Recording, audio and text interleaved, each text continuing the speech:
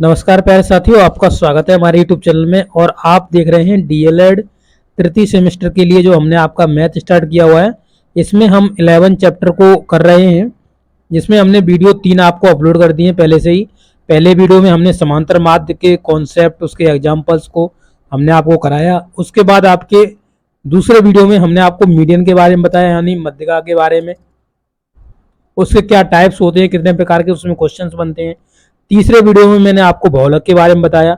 और आज हम तीनों के कंबाइन एग्जांपल्स करेंगे। ओके, तो आप वीडियो में अंत तक बने रहिए ताकि आपके सभी जो कॉन्सेप्ट होंगे वहां पे और ज्यादा मजबूत हो जाएंगे। चलिए वीडियो को स्टार्ट करते हैं।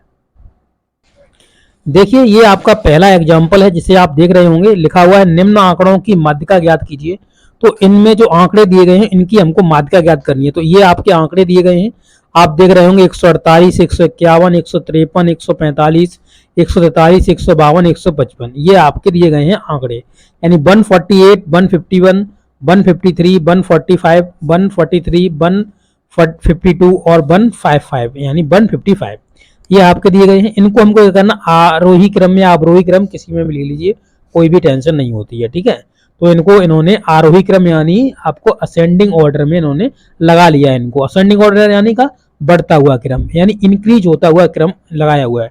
तो 143, उसके बाद 145, 148, 151, 152 और 153 और 155। तो ये सभी बढ़ते हुए क्रम में है, यानी आगे जा रहे हैं, बढ़ते हुए जा रहे हैं।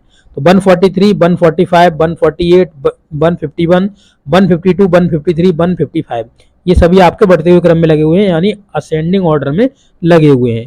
यहाँ पर अगर हम देखेंगे इन सभी को हम गिन लेते हैं तो ये कितने नंबर ऑफ आंकड़े दिए गए हैं, 1 2 3 4 5 6 7, यानी 7 आंकड़े दिए गए हैं, यानी 7 आंकड़े हमको दिए गए हैं। और जो 7 आंकड़े हैं, यहाँ पर पदों की संख्या जो 7 है वो आपकी कैसी है, एक विषम संख्या है। और जब विषम संख्या होता है क्या फॉर्मूला लगता है, तो आप यहाँ पे देख लीजिए। विषम के लिए हमने तभी आपको बताया हुआ था, जो विषम के लिए जो आपका माध्यिका का फॉर्मूला है वो है आपका n+1/2 बे पद का मान। ठीक है, अब ये वो नहीं है, बे पद का मान नहीं है, मतलब उसी पद का मान पूछ रहा है। ठीक है, बे पद का मतलब बिना पद का मान, इस तरीके का मीन नहीं है इसका। बे पद का मान मतलब कहने का मतलब हो गया उस पद का मान जो यहाँ पे निकल के आएगा। जैसे 7+1 में जोड़ा हमने और बट्टे में 2 से भाग दिया, तो यानी यहाँ पर निकल के आया हमारा 4वां पद, यानी 4वें पद का हमको मान निकालना है, बताना है हमको 4वें पद का। यहाँ 4 आंसर नहीं है, 4वें पद का। तो आप यहाँ पे देखेंगे 1 2 3 4, 4 में कितना आया, 151 आया। 4 में कितना आया, 151 आपका आया 4वें पद का मान। अगर आप पीछे से देखेंगे फिर भी ये आएगा 1 2 3 और चौथे नंबर पे ये फिर भी आएगा, क्योंकि आप समझ सकते हो जो माध्यिका होता है वो क्या होता है, बीच का टर्म होता है। तो बीच का टर्म यहाँ पे कितना 151 है, तो यही आपका आंसर हो जाएगा। तो माध्यिका हो जाएगी आपका चौथा पद कितना, 151 आपका माध्यिका हो जाएगा। तो इस प्रकार से जो आपका माध्यिका का आपका एग्जाम्पल है वो आप आसानी से कर पाओगे। अब इसका दूसरा एग्जाम्पल देखिए, दूसरे एग्जाम्पल में क्या कह रहा है। दूसरे एग्जाम्पल में भी आपसे माध्यिका के बारे में ही बात की गई है, आंकड़े दिए गए हैं। इनको हमने क्या करा है, यहाँ पे देखिए, यहाँ पे लिखा हुआ आरोही क्रम में इनको लगा दिया है, यानी कि इनको हमने असेंडिंग ऑर्डर में लगा दिया है। तो आप देख सकते हो यहाँ पे 10 12 8 9 11 19, आपका 19 के बाद आप देखेंगे यहाँ पे 13 13 10 20 और 22, यानी जो आपको आंकड़े दिए गए हैं 10 12 8 9 11 19 13 10 20 और ये 22 दिए गए हैं। तो इनको आरोही क्रम यानी बढ़ते हुए क्रम में इनको हमने लगा दिया है, इनको बढ़ते हुए क्रम में लगे हुए हैं ये सभी। तो आरोही का मतलब असेंडिंग ऑर्डर लगा हुआ है आपका। यहाँ पर अगर हम पदों की संख्या गिनेंगे तो इनको हम गिन लेते हैं कितने, 1 2 3 4 5 6 7 8 9 10 हैं, यानी जो आंकड़ों की संख्या है वो कितनी है आपकी, 10 है।